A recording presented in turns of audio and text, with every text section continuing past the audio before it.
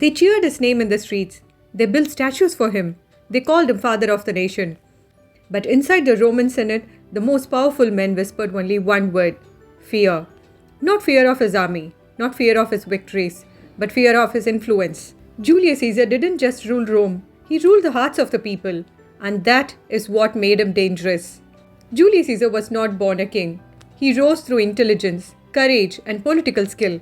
He fought brutal wars in Gaul. He expanded Rome's borders. He paid his soldiers well. He spoke directly to common people. While the elites protected their privileges, Caesar protected the masses. The poor loved him, the soldiers trusted him, the people believed he was their voice. And slowly, power gathered around one man. Then came the moment that changed everything.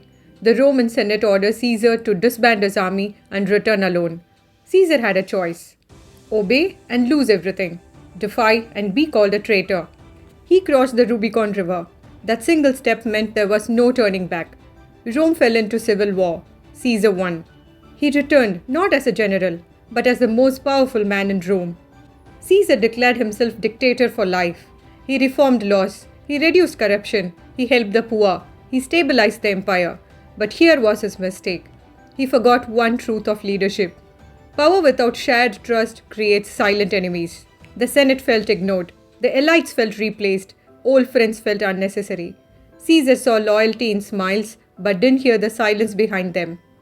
On March 15th, the Ides of March, Caesar walked into the Senate, unarmed, unafraid, unprotected.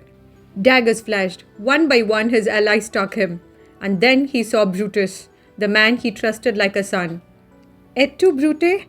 Which means, you too, Brutus? And with that, Rome's greatest leader fell at the feet of the Senate. Julius Caesar teaches us powerful lessons. Popularity can threaten established power. Leadership needs strength and emotional intelligence. Trust must be managed, not assumed. Ignoring opposition doesn't eliminate it. Power without humility invites downfall. Caesar conquered nations, but failed to conquer human ego and fear. If you were in Caesar's place, would you hold power tightly or share it wisely? Would you listen to praise or read the warning signs? And most importantly, is it better to be loved, feared, or understood? Thanks a lot for watching.